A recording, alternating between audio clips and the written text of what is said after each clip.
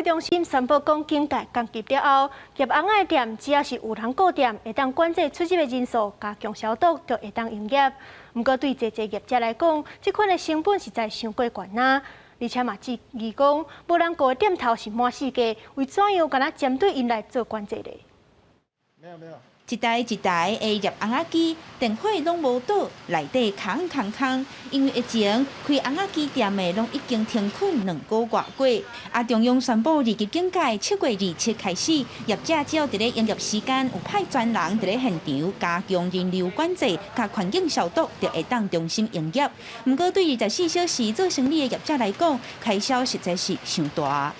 估计如果说请人的话，如果以3个人来讲的话，一个月应该租个夯不啷当7、8万掉吧，一定会入不敷出的。业者表示，希望这2个月中央无收5、6税甲营业税，不过要是有袂少人因为店租甲机台租金纳不出来，拢已经退场啊。要业者即期1点钟有3、4个人来入红仔，安尼就爱偷笑啊，群聚的机会根本无大。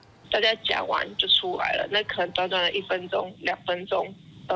像一些自助洗衣店或者是洗车场，他们本身其实也是属于自助式无人商店，像他们也没有所谓的专人在控管。